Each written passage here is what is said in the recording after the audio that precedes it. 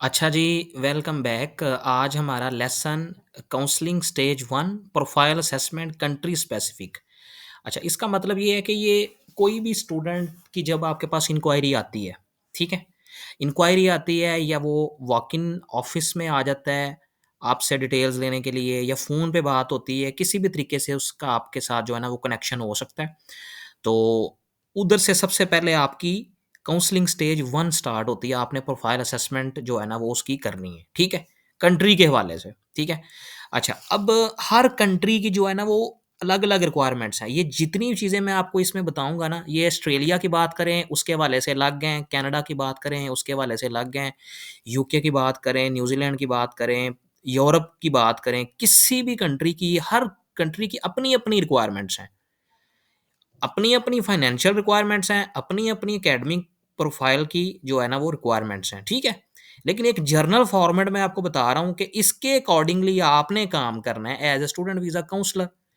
और स्टेज 1 के ऊपर आप क्या चीज़ देखेंगे कि जिस कंट्री की भी इंक्वायरी आई है, हम ऑस्ट्रेलिया की एग्ज़ाम्पल को ही लेके चलते हैं, तो सबसे पहले आपने उसकी फाइनेंशियल की रिक्वायरमेंट को देखना है, क्योंकि फॉर एग्ज़ाम्पल आपको मिसाल देता हूँ कि जैसे ऑस्ट्रेलिया का फॉर एग्ज़ाम्पल 25 लैक्स बजट है पीकेआर, ठीक है?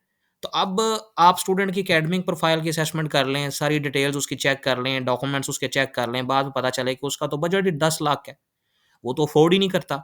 तो इसलिए सबसे पहले उसकी अफ़ोर्डेबिलिटी चेक करनी है कि वो अगर बजट ओके है, उसके साथ वो अफ़ोर्ड करता है, देन उसके बाद उसके डॉक्यूमेंट्स चेक करें, फिर फ़ायदा भी है देखने का। एल्स अदरवाइज़ फ़ायदा ही नहीं है। इस डिस्कशन में लोग रहते हैं, लेकिन बाद में पता चलता है, ओहो! ये तो बजट अफ़ोर्डेबिलिटी से बाहिर है। ठीक है?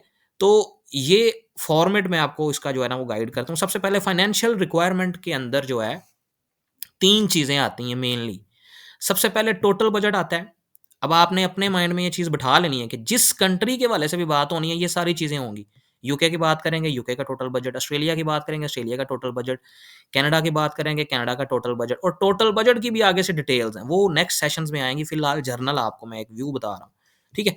अच्छा, टोटल बजट आपको पता होना चाहिए हर कंट्री का, उसकी बैंक स्टेटमेंट की रिक्वायरमेंट का आपको पता होना चाहिए और इनकम रिक्वायरमेंट का आपको पता होना चाहिए। ये चीज़ें आपको पता होंगी, आपने कहीं न कहीं इसको नोट रखना है, तब आप स्टूडेंट को गाइड कर पाएँगे, ठीक है?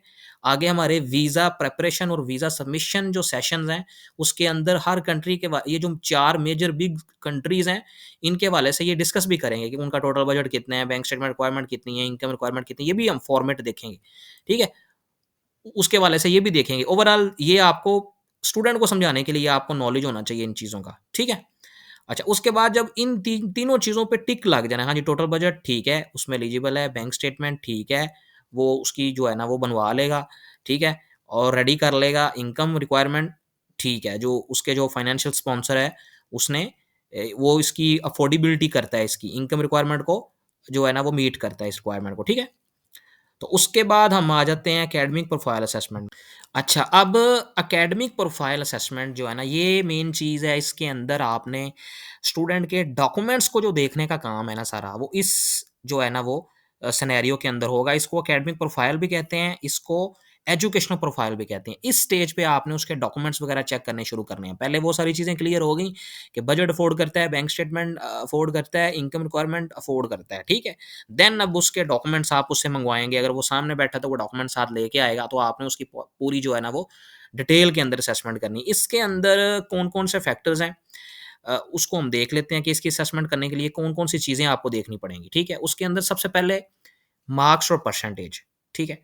अगर एक स्टूडेंट फॉर एग्ज़ाम्पल उसने इंटर किया है, तो उसका मेजर जो है ना वो मार्क्स और परसेंटेज ही देखी जाती है, ठीक है? अगर एक स्टूडेंट ने बैचलर्स और मास्टर्स किया है या कोई भी डिग्री उसने की है, एसोसिएट डिग्री की है, तो उसका सीजीपीए देखा जाएगा, ठीक है? अच्छा, कुछ कंट्रीज़ ऐसे हैं जिसके अंदर सिर्फ़ लास्ट डिग्री की रिक्वायरमेंट होती है। मतलब वो जैसे फॉर एग्ज़ाम्पल जर्मनी है ना, तो अब जर्मनी के अंदर अगर उसकी डिग्री के अंदर जो सीजीपीए होता है ना, सिर्फ़ वो देखा जाता है मेनली। जो उसका फॉर एग्ज़ाम्पल मैट्रिक में अगर उसके 47% मार्क्स भी है ना, तो वीज़ा लग जाता है, कोई इश्यू नहीं है।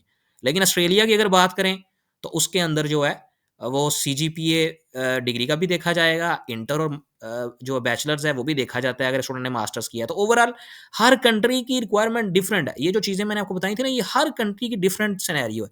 अगर यूके की बात करेंगे, सारा कुछ अलग होगा, ठीक है? कनाडा की बात करेंगे, ये सारी डिटेल्स अलग होंगी, फॉर्मेट यही रहना है। ये फॉर्मेट रहेगा, पहले आपने उसकी प्रोफाइल असेसमेंट करनी है फाइनेंशियल, उसके बाद एकेडमिक, ये फॉर्मेट आपका रहना है, ठीक है? आपने as a student visa counsellor जो है ना, उसके तौर पे जब आप काम कर रहे होंगे, तो तब आपको इस चीज़ से इर्रिस्पेक्टिव कि आप कौन-से कंट्री का काम कर रहे हैं, एक कंट्री का काम थोड़ी करना है, किसी एक का भी कर सकते हैं, दूसरे का भी कर सकते हैं, तीसरे का भी, वो चीज़ें सारी इसी में फिट होनी है। चीज़ें आपको जैसे फॉर एग्ज़ाम्पल अगर अगर आपने हंगरी का स्टूडेंट वीज़ा का काम स्टार्ट करना है, तो उधर भी तो आपको ये पता होना चाहिए कि उसका टोटल बजट क्या है, बैंक स्टेटमेंट रिक्वायरमेंट क्या है, इनकम रिक्वायरमेंट क्या है, मार्क्स परसेंटेज क्या चाहिए, लैंग्वेज टेस्ट कौन-सा चाहिए, एजुकेशन गैप कितना एक्सेप्टेबल है। तो फॉर्मेट तो यही रहना है, चाहे कोई 100 कंट्रीज़ भी हों। तो ओवरऑल मैंने आपको एक फॉर्मेट देना है। उसके बाद मेन कंट्रीज़ को भी हम देखेंगे जब वो वीज़ा एप्लीकेशन और सबमिशन वाले लेसन में जाएँगे, तो तब हम मेजर जो 4 कंट्रीज़ हैं, उनकी हवाले से ये डिटेल्स भी चेक करेंगे, ठीक है? वो भी मैं आपको उसका जो है ना, वो एक फॉर्मेट बताऊँगा कि इन कंट्रीज़ के अंदर क्या-क्या रिक्वायरमेंट्स हैं, ताकि जो ये मेजर कंट्रीज़ हैं, उनके हवाले से आपको इन सारी डिटेल्स का पता हो। लेकिन ओवरऑल सेट रूल यही है कि किसी भी कंट्री का अगर आपने काम करना है, तो इसी फॉर्मेट में चीज़ें आएँगी। अच्छा, उसके बाद वापस इसी जगह पे आते हैं कि लैंग्वेज टेस्ट की रिक्वायरमेंट भी होती है। कुछ कंट्रीज़ में इसकी होती है, कुछ में नहीं होती। तो इसके अंदर वो डिफरेंट लैंग्वेज टेस्ट होते हैं, जैसे आइल्स हो गया, ठीक है? पीटी हो गया, लैंग्वेज सर्ट हो गया, डुओलिंगो हो गया, आइल्स हो गया। तो ये डिफरेंट जो है ना, वो लैंग्वेज टेस्ट वगैरह ना सारे मतलब एक्सेप्टेबल होते हैं, ठीक है? कुछ ऐसे कंट्रीज़ हैं जिसमें ये लैंग्वेज टेस्ट की कोई रिक्वायरमेंट ही नहीं है।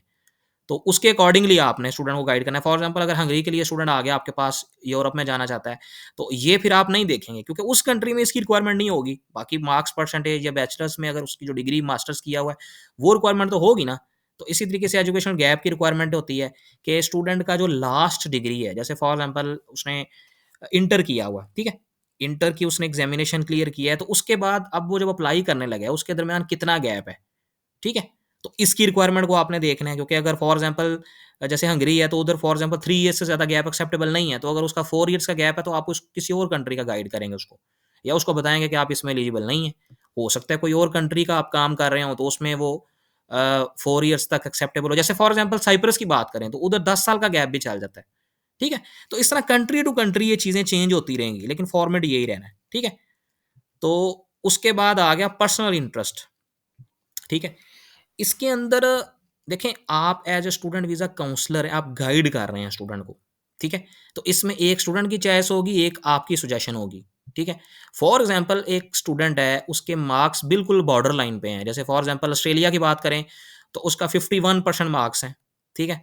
बिल्कुल बॉर्डर लाइन पे हैं और उसकी जो प्रोफ़ाइल में आपको लग रहा है कि आइल्स और पीटी या जो भी उसने एग्ज़ाम क्लियर किया है, वो बिल्कुल मुनासिब सा है और उसके एजुकेशन में गैप ज़्यादा है, मुश्किल से आपको कवर करना पड़ रहा है। आपको उसकी प्रोफ़ाइल वीक लग रही है, लेकिन स्टूडेंट ये चीज़ कह रहा है कि मैंने ऑस्ट्रेलिया में ही अप्लाई करना है हर सूरत। तो उस सूरत में आप उसको अपनी सजेशन भी दे सकते हैं कि आपकी सजेशन में यूएसए का अप्लाई करना ज़्यादा बेटर रहेगा क्योंकि उसमें गैप का ज़्यादा इश्यू नहीं है। ऑस्ट्रेलिया के अंदर वो बॉर्डर लाइन पे अप्लाई तो हो सकता है, इंस्टीट्यूट एक्सेप्ट भी कर लेगा, वीज़ा भी अप्लाई हो सकता है, लेकिन उधर फिर आपकी सजेशन भी काम आएगी क्योंकि आपने जेन्युइनली अच्छा मशवरा और अच्छी गाइडेंस देनी है स्टूडेंट को, ठीक है? तो काउंसलिंग स्टेज 1 के अंदर जो है ना, ये सारी चीज़ों की आपने स्टूडेंट की असेसमेंट करनी है, बाकी इनकी डिटेल्स जो हैं, वो नेक्स्ट जब प्रोसेसिंग वाले लेसन्स में आएँगे, तो उधर हम डिस्कस करेंगे।